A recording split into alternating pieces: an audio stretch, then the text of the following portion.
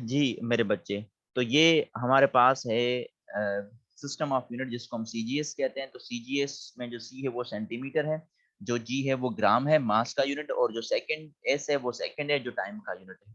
So these three are called the base units. इन तीनों को हम क्या कहते हैं? बेस यूनिट्स कहते हैं। और ये जो तीन क्वांटिटीज मैं बता रहा हूँ आपको, लेंथ, मास, टाइम, उनको हम बेस क्वांटिटीज का नाम दे देते हैं। उसके बाद हम बात करते हैं next system of unit, that is called FPS. FPS is also named as British engineering system. याद रखिएगा। अब यहाँ पर जो एफ है वो किसके साथ प्रोनाउंस करता है? वो प्रोनाउंस करता है फुट के साथ। F stands for foot. What is the unit of length? जो लेंथ का यूनिट है। यहाँ पर जो पी है उसको हम डिनोट करते हैं एल बी के साथ, जिसको पढ़ा जाता है पाउंड। याद रखिएगा। ये जो एफ टी मैंने लिखा, मैंने और थोड़ा लिख लूँ इसको सही तरीके से। तो F stands for foot which is the unit of length, जो लेंथ का यूनिट है। और ये जो पी है ये पाउंड है, पाउंड को हम लिखते हैं एल बी के साथ। ठीक है। At the unit of mass, ये मास का यूनिट है। और ये जो एस है विच इज अगेन सेकंड, और सेकंड किसका यूनिट है? टाइम का यूनिट है। तो ये तीन यहाँ पर क्या कहलवाते हैं? बेस यूनिट्स कहलवाते हैं। These three are called the base units. इन तीनों को हम क्या कहते हैं? बेस यूनिट्स कहते हैं। याद रखिएगा। उसके बाद फाइनल हमारे पास सिस्टम ऑफ यूनिट है जिसको हम एमकेएस का नाम देते हैं। एमकेएस में जो एम है it stands for metre which is represented by small M, and k in this system of unit is represented by kg, kilogram, and s stands for second which is the unit of time। और ये तीनों भी क्या है? Base units है। ये थोड़ा सा ध्यान में रखिएगा। जिसमें हम एक सिस्टम ऑफ यूनिट को किसी दूसरे सिस्टम ऑफ यूनिट में कन्वर्जन अब देखेंगे तो कन्वर्जन आपको समझ आ जाएगी। तो ये तीन बेसिक कॉन्सेप्ट याद रखिएगा सीजीएस, एफपीएस और एमकेएस में। भाई एफपीएस में जो पाउंड है उसको रिप्रेजेंट करते हैं हम एलबी के साथ, और वो भी हमारे पास क्या है? बेस यूनिट कहलवाता है। अब एक थोड़ी सी कन्वर्जन में आपको बता देता हूँ इस चीज के रिसेंबल। वो कन्वर्जन क्या है वो देख लेना आप। अब भाई हमने जो है वो लेंथ का यूनिट, लेंथ का ऐसा यूनिट मैंने क्या पढ़ाया था? Do you remember that one? What is the SI unit of length? Metre. That's great one, metre. तो हम मीटर का इस फीट के साथ भी जो है ना रिलेशन देख सकते हैं। हम मीटर का इस सेंटीमीटर के साथ भी रिलेशन देख सकते हैं, क्योंकि एम केस में तो ऑलरेडी मीटर आया हुआ है। तो यहाँ पर मैं वो छोटी छोटी बातें लिख रहा हूँ, देखिएगा। याद रखिएगा कि एक मीटर के अंदर जो है वो 3.3 फीट्स आते हैं। एक मीटर के अंदर कितने आते हैं? 3.3 फीट आते हैं। इसी तरीके के साथ अगर मीटर को मैं सेंटीमीटर के साथ देखूंगा तो एक मीटर के अंदर आपको कितने सेंटीमीटर मिलने वाले हैं? 100 सेंटीमीटर मिलने वाले हैं। यानी एक मीटर के अंदर आपको 100 सेंटीमीटर मिलने वाले हैं, और एक मीटर के अंदर आपको 3.3 फीट मिलने वाले हैं। तो ये लेंथ का यूनिट है जिसको हमने एमकेएस, एफपीएस और सीजीएस में समझना है। वह एमकेएस में तो सिर्फ एक ही है, वो मीटर ही होता है। तो इस तरीके के साथ उसके बाद हम बात करते हैं मास की। ठीक है। अब भाई मास का ऐसा यूनिट क्या है? व्हाट इज ऐसा यूनिट ऑफ मास? क्या पढ़ाया था मैंने? Base unit KG. KG, that is kilogram. तो वो किस में? वो एमकेएस में। तो अब एमकेएस के इनमें रिलेशन देखिएगा। अब अगर मैं एमकेएस को सीजीएस के साथ रिलेट करूं मास के यूनिट के साथ, तो आप कहेंगे कि ये जो 1 केजी होता है, 1 किलोग्राम, इसमें अब मुझे जो है वो सीजीएस में मास का यूनिट लिखना है, विच इज रिप्रेजेंटेड बाय ग्राम। तो 1 किलोग्राम के अंदर कितने ग्राम्स होते हैं? 1000 ग्राम्स। या इसको हम इस तरीके के साथ भी लिखते हैं 10 power 3 grams. So 1 kilogram has 10 power 3 grams और 1000 ग्राम्स। अब इसी को ही अगर मैं लिखना चाहूँ एफपीएस के अंदर, तो याद रखिएगा एफपीएस के अंदर जो 1 केजी होता है वो तकरीबन 2.2 पाउंड के बराबर होता है। LB, LB stands for pound. तो ये कन्वर्जन के लिए याद कीजिएगा कि एक मीटर के अंदर 3.3 फीट होते हैं, 1 किलोग्राम के अंदर 2.2 पाउंड्स होते हैं, एक मीटर के अंदर 100 सेंटीमीटर होते हैं, और 1 केजी के अंदर 1000 ग्राम्स होते हैं। तो ये दर हकीकत है बेसिक कॉन्सेप्ट जो हम सीजीएस, एफपीएस और एमकेएस के सिस्टम में यूज करते हैं। आई hope that you got that one clearly. अच्छा, उसके बाद हमें क्या करना है? उसके बाद हमें जो है फिर एक यूनिट को किसी दूसरे यूनिट में कन्वर्ट कर देना है। अब वो बड़ा सिंपल सा कॉन्सेप्ट है ये, जो अभी मैंने आपको यूनिट समझाए उस यूनिट को सिर्फ समझना है। उसके बाद हम इसको क्या करेंगे? रिजेंबल करते जाएंगे। देखिएगा आप, सबसे पहले हम बात कर लेते हैं यहाँ पर सीजीएस सिस्टम ऑफ यूनिट की। तो सीजीएस सिस्टम ऑफ यूनिट और एमके सिस्टम ऑफ यूनिट दोनों को मैंने रिसेंबल कर देना है। फिर मैंने अंडरस्टैंड कर देना है कि भाई just like the unit of force, force के यूनिट को हम एक दूसरे के साथ कैसे कन्वर्ट कर सकते हैं। अगर मैं बात करूं सबसे पहले एम के के अंदर, मीटर, किलोग्राम, सेकंड के अंदर, तो मैं कैसे लिखूंगा? मैं लिखूंगा कि भाई जो फोर्स का फार्मूला होता है वो फोर्स का फार्मूला होता है मास मल्टीप्लाई बाय एक्सेलरेशन, जो आप पीछे से पढ़ चुके हैं। अब फोर्स का ऐसा यूनिट आपको पता है, मतलब एम केस के अंदर जो फोर्स का यूनिट है वो हमारे पास क्या होता है, वो हमारे पास होता है न्यूटन। और ये न्यूटन बराबर होगा किसके, मास। मास का यूनिट हमने एम केस में क्या पढ़ा था, केजी। और यहाँ पर है एक्सेलरेशन, तो एक्सेलरेशन किस में कन्वर्ट हो जाएगी, उसका यूनिट आप पढ़ चुके हैं मीटर पर सेकंड स्क्वायर। तो याद रखिएगा ये जो न्यूटन है, ये न्यूटन किसके बराबर होता है, ये न्यूटन बराबर होता है केजी इंटू मीटर पर सेकंड स्क्वायर। ये एक तरीका है इस चीज को लिखने का। अब अगर इसी सिस्टम ऑफ यूनिट से मैं इसको कन्वर्ट करना चाहूँ किसमें, सीजीएस में, तो सीजीएस में अब देखिएगा हमें पता है कि सीजीएस में लेंथ, मास और इनके यूनिट्स तब्दील हो जाते हैं, ठीक है। अब हमें पता है, अच्छा मैं फार्मूला वही यूज करूंगा, कौन सा, मास मल्टीप्लाई बाय एक्सेलरेशन का, सेम ही फार्मूला होगा, लेकिन अब उनके यूनिट्स मुख्तलिफ होंगे। सीजीएस के अंदर मास का यूनिट क्या है मेरे बच्चे, आप ही बता दें। ग्राम। That's grams. तो यहाँ पर मैं मास की जगह पर यूनिट ग्राम लिखूंगा। और एक्सेलरेशन में हमने सेकंड को चेंज नहीं करना, क्योंकि सेकंड का यूनिट सेम है, सिर्फ मीटर को तब्दील करेंगे। और मीटर किस में तब्दील हो जाएगा, सेंटीमीटर। सेंटीमीटर। सेंटीमीटर में। तो इसका यूनिट बना ग्राम इंटू सेंटीमीटर पर सेकंड स्क्वायर। अब ये जो ग्राम इंटू सेंटीमीटर पर सेकंड स्क्वायर आपको नजर आ रहा है ना, ये न्यूटन के बराबर नहीं होता, ये न्यूटन के रिसेंबल एक और यूनिट होता है जिसको हम डाइन कहते हैं। और डाइन भी फोर्स का यूनिट है। और वो कौन से सिस्टम ऑफ यूनिट में उसका यूनिट है, वो होता है सीजीएस में, याद रखिएगा ये। तो सीजीएस के अंदर जो है वो फोर्स का यूनिट न्यूटन नहीं मिलने वाला, बल्कि क्या मिलने वाला है, डाइन मिलने वाला है। और डाइन किसके बराबर है, दरहकीकत क्वेश्चन ये है। तो डाइन बराबर होता है ग्राम इंटू सेंटीमीटर पर सेकंड स्क्वायर। और न्यूटन किसके बराबर होता है, न्यूटन बराबर होता है केजी इंटू मीटर पर सेकंड स्क्वायर। तो इसी तरीके के साथ वो एमसीक्यूज बना सकता है। आपसे पूछे केजी इंटू मीटर पर सेकंड स्क्वायर किसके बराबर है, आप कहेंगे न्यूटन के। आपसे पूछेगा ग्राम इंटू सेंटीमीटर पर सेकंड स्क्वायर किसके बराबर है, आप कहेंगे डाइन के। तो ऐसे हम इनके रिसेम्बलेंस को ढूंढते हैं। अब अगर मैं न्यूटन के अंदर डाइन देखना चाहूँ या डाइन के अंदर न्यूटन देखना चाहूँ, तो मुझे सिर्फ कन्वर्जन करनी है। वो कन्वर्जन बड़ी इजी है, मैंने आपको पहले समझा दी थी कि अब आपने क्या करना है, अब आपने सिर्फ न्यूटन का फार्मूला पुट कर देना है। और न्यूटन को हमने किसके बराबर किया था, न्यूटन को हमने बराबर किया था केजी इंटू मीटर पर सेकंड स्क्वायर। अब मैं कह रहा हूं कि भाई मुझे 1 न्यूटन का आंसर चाहिए। तो जब आप 1 न्यूटन का आंसर निकालेंगे तो आपने न्यूटन के सामने 1 रखना है, यहाँ पर 1 न्यूटन, तो पूरे टर्म के साथ 1 आ जाएगा। तो केजी के साथ भी आप 1 पुट करेंगे, दैट इज 1 केजी। और मीटर पर सेकंड स्क्वायर के साथ भी आप 1 पुट करेंगे, विच इज 1 मीटर पर सेकंड स्क्वायर। अब मैं क्या कह रहा हूँ कि मुझे न्यूटन का रिलेशन देखना है डाइन के अंदर। और डाइन जो है वो फोर्स का यूनिट है, लेकिन किस में है, सीजीएस में है। So this 1 newton is equal to, ये 1 न्यूटन बराबर हो जाएगा। अब मैंने केजी को कन्वर्ट कर देना है ग्राम्स में। तो 1 किलोग्राम के अंदर कितने ग्राम्स होते हैं, 10⁻³ ग्राम। 1000 या 10 पावर 3, सही है।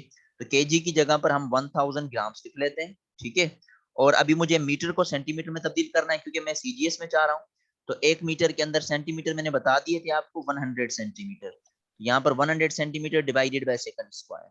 अब जो नंबर है उनको मल्टीप्लाई कर दें और यूनिट्स को आपस में मल्टीप्लाई कर दें। तो 1 न्यूटन इक्वल्स टू बराबर हो जाएगा 10 पावर, ये 1000 है, ये 100 है, दोनों मल्टीप्लाई हो जाएंगे तो ये 1 लेक हो जाएगा। और 1 लेक का क्या मतलब है, 10 पावर 5। ये साइंटिफिक नोटेशन होती है 10 बेस की फॉर्मेशन में। बाकी आप यूनिट सेम लिखें, ग्राम इंटू सेंटीमीटर पर सेकंड स्क्वायर। अभी हमने ग्राम इंटू सेंटीमीटर पर सेकंड स्क्वायर किसके बराबर किया था, पीछे वाले बोर्ड पर मैंने समझाया था ना कि ग्राम इंटू सेंटीमीटर पर सेकंड स्क्वायर एक यूनिट के बराबर है। वो कौन सा यूनिट था, dyne. Dyne. That's great one. तो 10 पावर 5 को आपने एज इट इज रख देना है। और ग्राम इंटू सेंटीमीटर पर सेकंड स्क्वायर की जगह पर आपने क्या पुट कर देना है, डाइन पुट कर देना है। तो हमने एक यूनिट को दूसरे यूनिट में तब्दील कर दिया, 10 पावर 5 डाइन्स। तो एक न्यूटन में 10 पावर 5 डाइन्स होते हैं। अब अगर मुझे आंसर 1 डाइन का चाहिए, 1 डाइन का आंसर चाहिए, तो मैंने क्या कर देना है, ये 10 पावर प्लस 5 है, इस साइड आ जाएगा तो माइनस का हो जाएगा। तो आप कहेंगे सर जो 1 डाइन है वो कितने के बराबर होता है, वो बराबर होता है 10 पावर -5 न्यूटन के बराबर होता है। तो ऐसे हम एक यूनिट को किसी दूसरे यूनिट में इसी तरीके के साथ कन्वर्ट कर सकते हैं। लेकिन इसमें जो मोस्ट इंपॉर्टेंट चीज है वो ये है कि आपने उन यूनिट्स को कैच कर देना है कि सिस्टम ऑफ यूनिट्स को हम एक यूनिट में कैसे किसी दूसरे यूनिट में तब्दील करना चाह रहे हैं। चलें अब हम एक और एग्जांपल कर लेते हैं इसके मुतालिक। और वो एग्जांपल हम जो है वो वर्क के साथ रिलेट कर लेते हैं। अब वर्क का रिलेशन देखिएगा, मैं सबसे पहले एमकेएस और सीजीएस दोनों की फॉर्मेशन यूज करूंगा, उसके बाद हम इनको थोड़े रिलेशंस को देख लेंगे। भाई वर्क का पीछे ना एक बड़ा सिंपल सा फार्मूला पढ़ चुके हैं कि वर्क जो है वो बराबर होता है किसके, फोर्स इनटू डिस्प्लेसमेंट। अब सबसे पहले मैं एसआई यूनिट की बात कर रहा हूँ, मतलब एमकेएस की, क्योंकि एसआई जो ना वो एमकेएस से स्टैंडर्ड से आता है। अब वर्क का एमकेएस में या एसआई यूनिट क्या है वर्क का, what the unit of work, SI unit की अगर बात करें हम, जूल, दैट्स जूल्स। तो यहाँ पर मैं joules which is represented by capital J. अच्छा एक और मैं आपको बात बताता हूँ, वो बड़ी इंपॉर्टेंट है भाई। जब आप किसी भी क्वांटिटी का यूनिट लिखेंगे ना, यूनिट, तो यूनिट जो है वो हमेशा स्मॉल अल्फाबेटिकल ऑर्डर में लिखा जाता है। जैसे मैं आपको कहूँ कि फोर्स का यूनिट लिखें तो आप हमेशा स्मॉल लेटर से लिखेंगे न्यूटन। लेकिन अगर मैं आपको इसकी सिंबल कहूँ ना, इसकी सिंबल लिखें, तो आप देखेंगे कि ये साइंटिस्ट का नाम है या नहीं। अगर साइंटिस्ट का नाम हो तब आप कैपिटल देंगे, अगर साइंटिस्ट का नाम ना हो तब आप कैपिटल नहीं देंगे। तो ये थोड़ा सा ध्यान में रखिएगा। मैं कैपिटल जे पुट करूंगा, मैं स्मॉल जे पुट नहीं करूंगा। क्यों? क्योंकि ये जो है ये साइंटिस्ट के नाम पर दिया हुआ था। खैर जोल बराबर हो जाएगा किसके, फोर्स के। और फोर्स का अभी हमने यूनिट क्या निकाला था, फोर्स का निकाला था केजी इंटू मीटर पर second square multiply by that displacement. तो इस मीटर के साथ हम इसको मल्टीप्लाई कर देंगे, तो इसका फाइनल आंसर हमें क्या मिलेगा कि जोल किसके बराबर हो गया, इंटू मीटर क्या हो जाएगा, मीटर स्क्वायर, और ये पर सेकंड स्क्वायर। तो याद रखिएगा जोल जो है वो किसके बराबर है, केजी इंटू मीटर स्क्वायर पर सेकंड स्क्वायर। अगर मुझे 1 जूल का आंसर चाहिए तो यहाँ पर भी 1 पुट कर दे, यहाँ पर भी 1 पुट कर दे, यहाँ पर भी 1 पुट कर दे, you got its answer then, तो आपको इसका आंसर मिल जाएगा। अब मैं कह रहा हूँ कि मुझे यही यूनिट्स कन्वर्ट कर देने हैं, किस में कन्वर्ट करने हैं, मुझे यही यूनिट्स कन्वर्ट करने हैं सीजीएस में।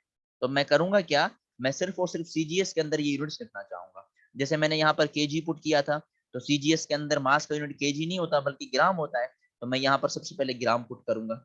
उसके बाद यहाँ पर जो है वो मीटर था, लेकिन सीजीएस में मीटर तो नहीं होता, सेंटीमीटर होता है, तो मैं यहाँ पर सेंटीमीटर रख के उसका स्क्वायर कर दूंगा, ये सेंटीमीटर स्क्वायर है। डिवाइडेड बाय टाइम का यूनिट सेम ही होता है, तो आप इसको सेकंड स्क्वायर पुट कर दें।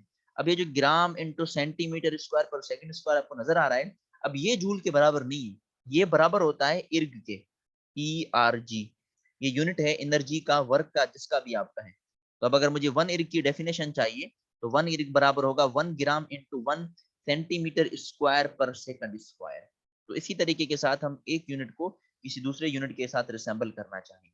अब अगर मैं कहूँ कि मुझे जोल का टर्म्स इर्ग के टर्म्स में चाहिए, या इर्ग को हम अगर जोल के टर्म्स में लिखना चाहे तो हम किस तरीके के साथ लिखेंगे, तो अब वो फॉर्मेशन आपने देखनी है। अब हम कैसे इसको पुट करेंगे, देखें, अगर मैं इसको कन्वर्ट करना चाहूँ तो मुझे ये पता है कि भाई जो 1 जोल है वो कितने के बराबर होता है, वो बराबर होता है 1 केजी इंटू 1 मीटर स्क्वायर पर सेकंड स्क्वायर। ठीक है, जो मैंने पीछे आपको बता दिया।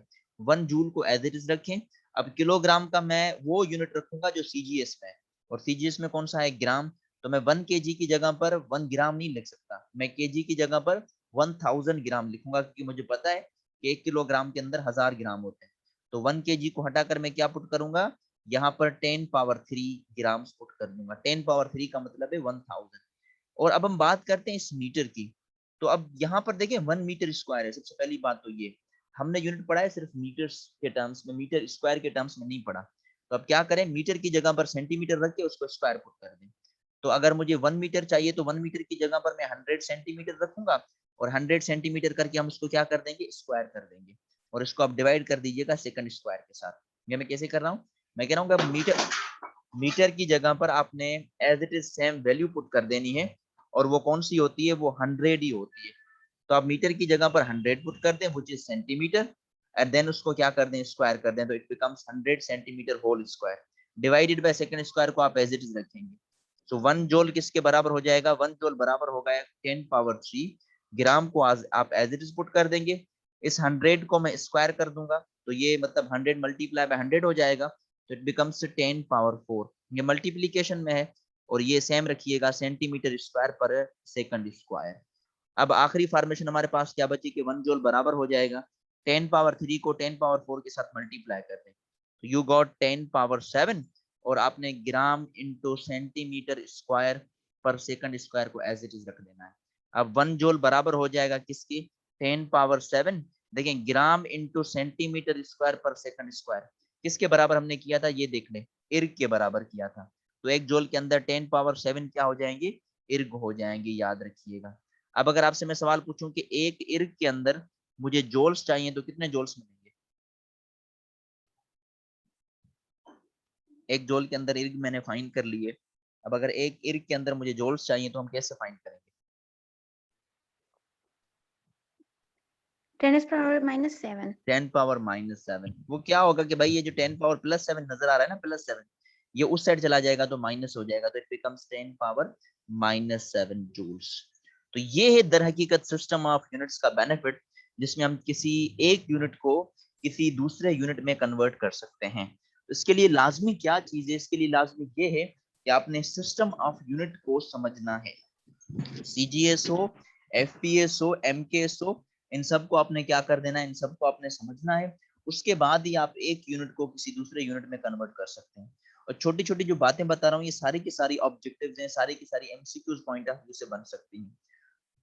तो इनको समझना है और इनको इसी तरीके की सॉल्व कर देना है। Do you got that one? समझ आया बेटा?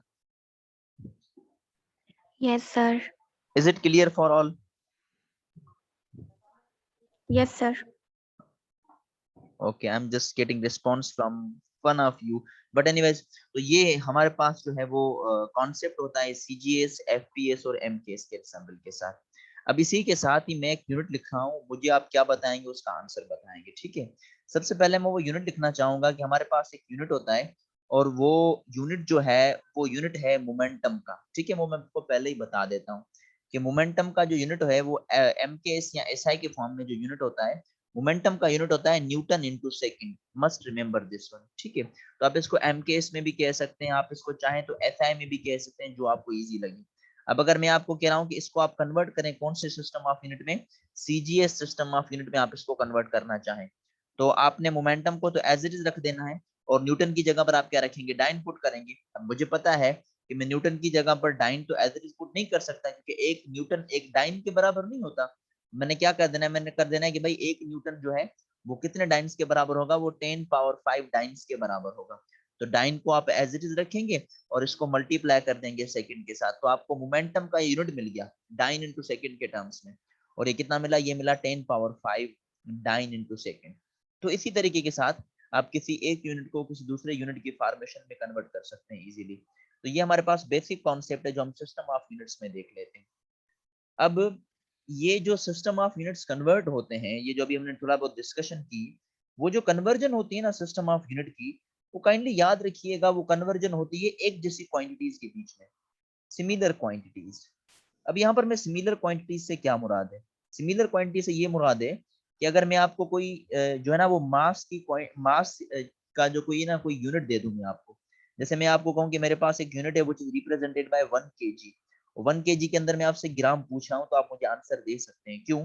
कि ये जो किलोग्राम है ये भी मास का यूनिट है और ये जो ग्राम है ये भी मास का यूनिट है, यानी दोनों मास के यूनिट है। तो आप सिंपली कह सकते हैं कि सर जब एक ही क्वांटिटी के दो मुख्तलिफ यूनिट्स हों तो हम उनको इजीली कन्वर्ट कर सकते हैं।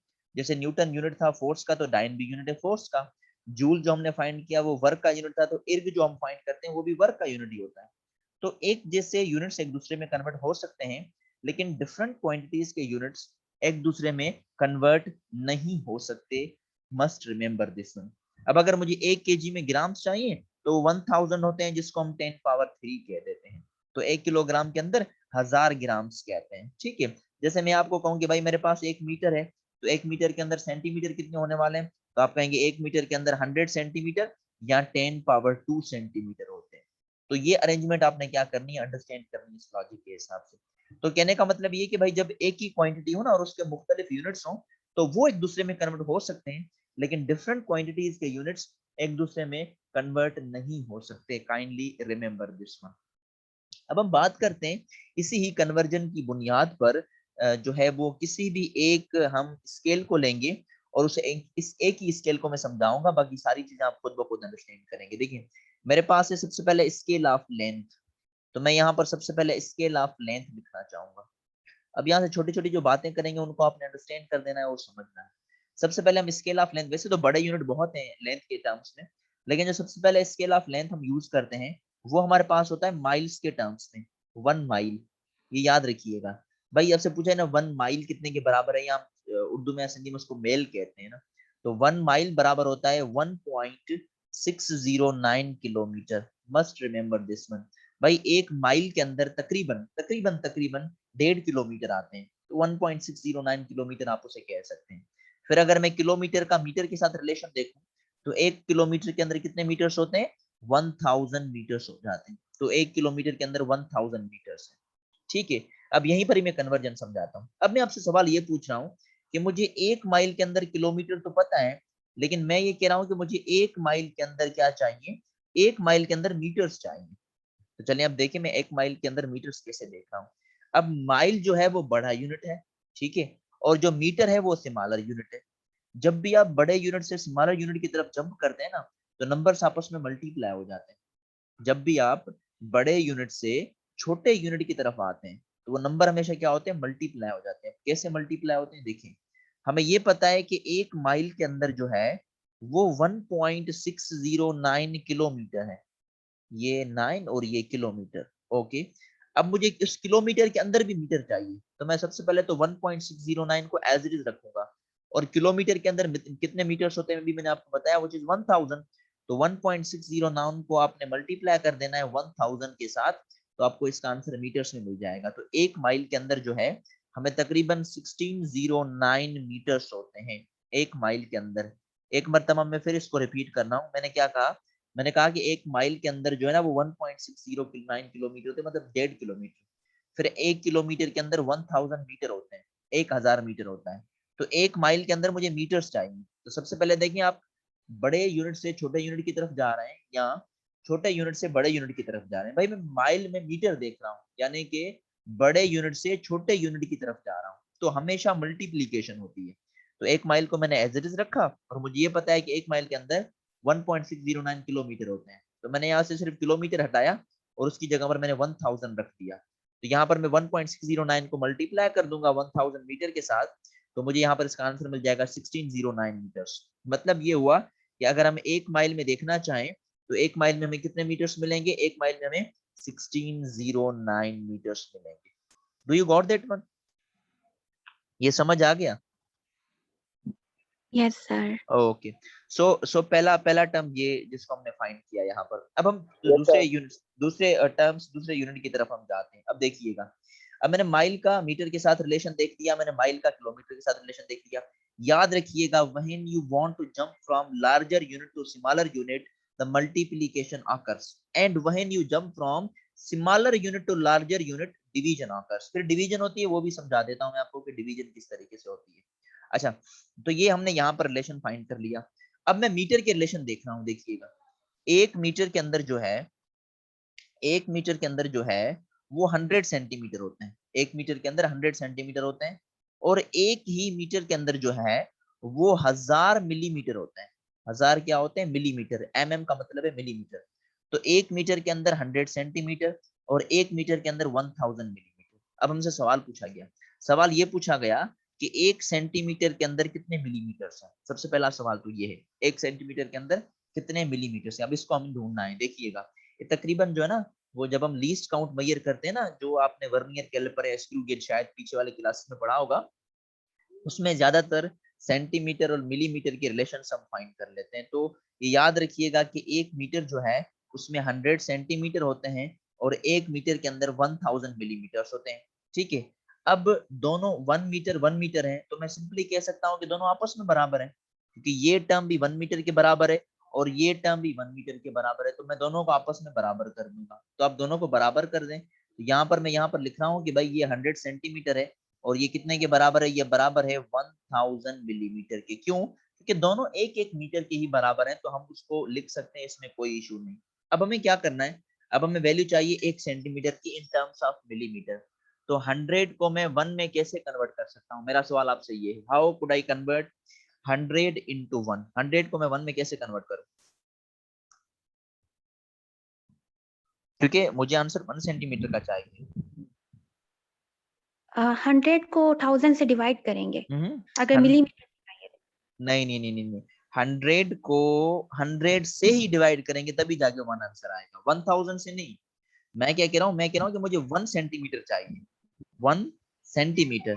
तो मैंने 100 को खत्म कर देना है, तो 100 को मैं कैसे खत्म करूंगा? मैं डिवाइडेड बाय 100 करूंगा, और मैथमेटिक्स का रूल है कि भाई दोनों साइड डिवाइड कर दें, तो मैं इस 1000 को भी 100 के साथ डिवाइड कर दूंगा। देखिए, अभी 100 100 खत्म हो जाएगा, तो इसका जवाब होगा 1 सेंटीमीटर। और जब आप 1000 को 100 के साथ डिवाइड करेंगे तब आपके पास आंसर कितना आएगा, 10 मिलीमीटर। यानी क्या हुआ, ये मतलब समझ आ गया कि भाई 1 सेंटीमीटर के अंदर 10 मिलीमीटर होते हैं। किया मैंने क्या, दोनों 1 मीटर के बराबर है तो दोनों को मैंने आपस में बराबर कर दिया, यानी 100 सेंटीमीटर इक्वल्स टू 1000 मिलीमीटर। फिर मैं ये कह रहा हूँ कि मुझे 100 सेंटीमीटर नहीं 1 सेंटीमीटर चाहिए, तो 100 को 100 के साथ डिवाइड करेंगे तो मैथमेटिक्स का रूल है आप दोनों साइड डिवाइड कर देंगे। तो फिर जब हम दोनों साइड डिवाइड कर देंगे तो यहाँ पर तो आंसर 1 सेंटीमीटर आ जाएगा, लेकिन उस साइड आ जाएगा 10 मिलीमीटर। तो 1 सेंटीमीटर में 10 मिलीमीटर होते हैं। फिर अगर मैं आपसे पूछूं कि भाई 2 सेंटीमीटर हो तो आप उसको डबल कर दें, और डबल कर देंगे तो कितना आंसर आएगा, 20 मिलीमीटर।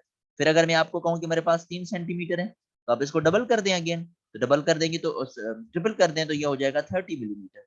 तो इसी तरीके के साथ आप कोई भी नंबर लेकर 10 के साथ मल्टीप्लाई करते जाएं and you got the answer in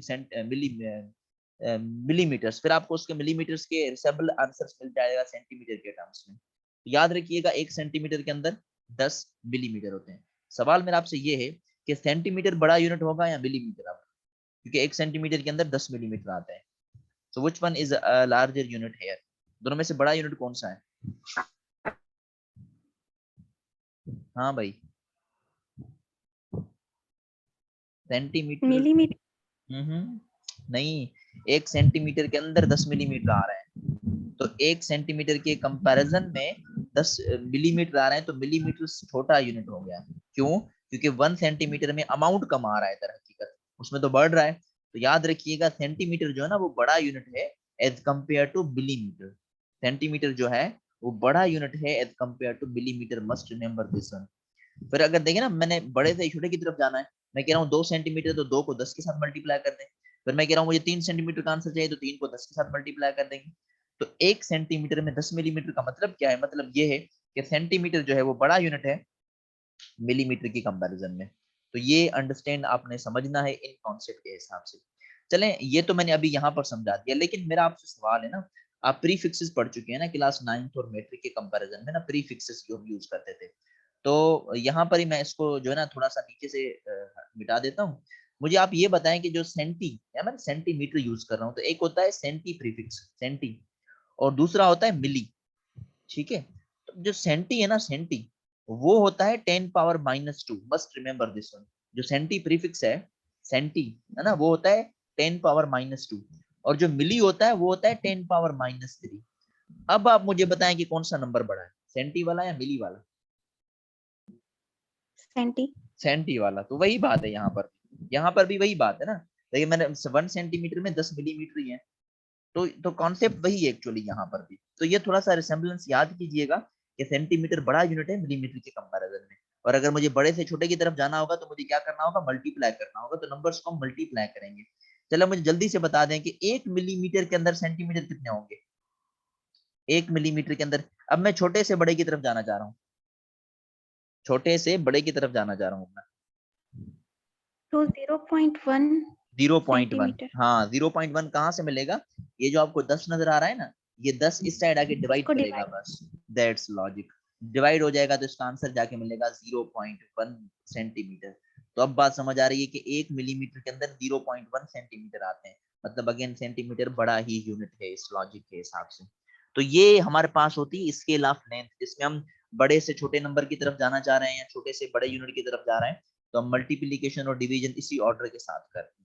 तो ये एक स्केल ऑफ लेंथ है जिसको आपने क्या कर देना है, अंडरस्टैंड कर देना है इस कंडीशन के हिसाब से। अब स्केल ऑफ लेंथ के अंदर मेरे बच्चों अक्सर करके एमसीक्यूज भी आता है, और वो मैं आपको फॉर्मेशन यहाँ पर बता देता हूँ कि एक यूनिट पूछा जाता है कि जो लाइट ईयर है, लाइट ईयर, वो लाइट ईयर दर हकीकत किसका यूनिट है? Light year is the unit of, light year is a unit of, light year जो है वो किसका यूनिट है? वो याद रखिएगा, हाँ डिस्टेंस का। दैट्स ग्रेट, डिस्टेंस का। भाई आप डिस्टेंस भी कह सकते हैं, आप लेंथ भी कह सकते हैं ना, क्योंकि लेंथ और डिस्टेंस में पोजीशन चेंज होती है। तो डिस्टेंस भी कह दें, लेंथ भी दे दें, कोई फर्क नहीं। तो याद रखिएगा लाइट ईयर जो है ना वो डिस्टेंस का यूनिट है। ये अक्सर करके बच्चे गलत कराते हैं, light year is a unit of distance. Light year जो है वो डिस्टेंस का यूनिट है। और लाइट ईयर क्या होती है? लाइट ईयर अगर डिस्टेंस का यूनिट है तो लाइट ईयर में क्या होता है? लाइट ईयर में जो लाइट होती है ना, रोशनी, वो रोशनी जो है वो पूरे साल में जो है वो कितना सफर तय करती है, वो डिस्टेंस को हम लाइट ईयर कहते हैं। लाइट ईयर किसको हम कहते हैं कि लाइट जब वैक्यूम से क्रॉस हो तो एक साल के अंदर कितना डिस्टेंस कवर करती है, उसे हम क्या कहते हैं, उसे हम लाइट ईयर कहते हैं। और ये याद रखिएगा, अगर हम लाइट ईयर को कन्वर्ट करना चाहें, किसके टर्म्स में कन्वर्ट करना चाहें, मीटर के टर्म्स में, तो आपको पता है कितने मीटर्स होते हैं एक लाइट ईयर के अंदर? Anyone guess?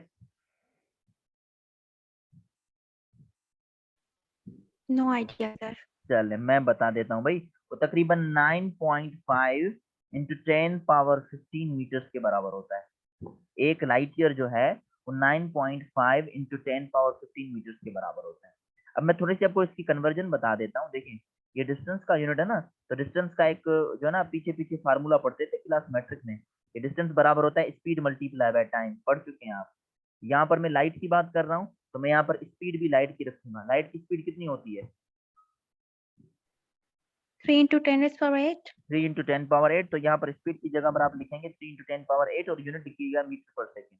अब मुझे चाहिए टाइम, मैं टाइम किसकी बात कर रहा हूँ? पूरे साल की। अभी मैंने डेफिनेशन में बता दिया, पूरे साल में जो लाइट चक्कर कंप्लीट करती है उसको हम कहते हैं लाइट ईयर। तो पूरे साल का टाइम निकालेंगे सेकेंड्स में, तो जब आप पूरे साल का टाइम सेकेंड्स में निकालते हैं तो इसका तकरीबन जवाब 3.15 इंटू 10 पावर 7 सेकेंड्स आता है। ये पूरे एक साल के अंदर होता है। अब इन दोनों को आपस में मल्टीप्लाई कर दें, जब आप दोनों को मल्टीप्लाई कर देंगे तो आपके पास जो आंसर आएगा वो तकरीबन आएगा 9.45 या 9.5 into 10 power 15 metres. Speed multiply by time, और यहाँ पर टाइम जो है ये वो सेकंड्स हैं जो पूरे साल के अंदर होते हैं। और साल के अंदर आप सेकंड्स कैसे मालूम करते हैं? साल के अंदर आप सेकंड्स बड़े इजी तरीके से मालूम करते हैं कि आप जो है वो सबसे पहले साल में दिन देखते हैं 365 दिन, 365 दिन को पहले घंटों के साथ मल्टीप्लाई कर देते हैं 24 घंटे, फिर घंटों को मिनट्स में तब्दील करते हैं, फिर मिनट्स को सेकंड्स में तब्दील करते हैं। तो ये सारे ज़रब हो जाते हैं तो हमारे पास 3.15 इंटू 10 पावर 7 सेकंड्स आ जाते हैं। फिर हम दोनों को ज़रब करेंगे तो हमारे पास तकरीबन आंसर 9.5 इंटू 10 पावर 15 मीटर्स आएगा। तो ये कॉन्सेप्ट याद कीजिएगा जो हम स्केल ऑफ लेंथ में यूज करते हैं। अब ये जो मैंने जितने मेथड आपको बताए ना लेंथ को समझने के लिए, आप मास को भी ऐसे ही समझ सकते हैं। देखें कैसे समझ सकते हैं। अगर मैं आपको कहूं कि मुझे 1 किलोग्राम चाहिए, हाँ भाई 1 किलोग्राम के अंदर जो है वो कितने ग्राम्स होते हैं?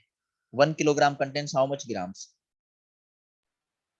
1000 यानी 10 पावर 3, दैट्स ग्रेट वन। अच्छा अगर मुझे ग्राम में मिलीग्राम चाहिए तो 1 ग्राम के अंदर कितने मिलीग्राम होंगे?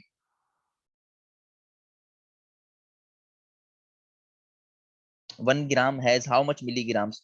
जैसे पीछे मैंने मिलीमीटर बताया था ना, 1 मीटर के अंदर 1000 मिलीमीटर होते हैं, तो 1 ग्राम के अंदर जो है वो 10 पावर 3 मिलीग्राम्स होते हैं। यही लॉजिक है दर हकीकत इसको समझने का।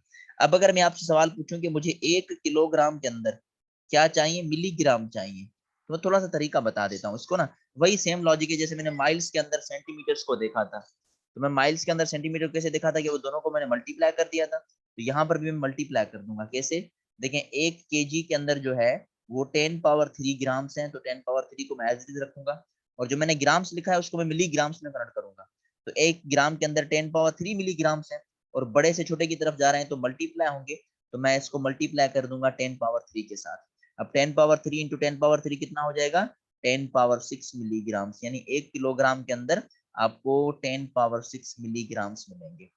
ठीक है, तो इन्हीं सब्सक्रिप्शंस को अंडरस्टैंड कर देना है और इन्हीं लॉजिक्स को आपने गेन कर देना है। फिर अगर मैंने सेकंड्स की तरफ जाऊं, टाइम की तरफ, तो टाइम के कंपैरिजन में भी मुझे इसके ऐसे ही यूनिट्स मिलेंगे जो हम डिफरेंट अरेंजमेंट में देख सकते हैं। लॉजिक एक ही है, तभी मैंने आपको पहले लेंथ का कॉन्सेप्ट दिया, फिर मास हो चाहे टाइम हो, सॉल्व करने का तरीका यही होता है। लेकिन जब भी ये क्वांटिटीज आएंगी तो क्वांटिटीज की कन्वर्जन इंपॉर्टेंट है। तो इसी के साथ ही हमारा ये जो आज का लेक्चर है वो कंप्लीट होता है इंशाल्लाह। अभी अगर कोई क्वेश्चन है तो आप पूछ लें, इंशाल्लाह अब आपसे मुलाकात होगी नेक्स्ट लेक्चर में, और हमारा नेक्स्ट लेक्चर होगा अबाउट अनसर्टेनिटी।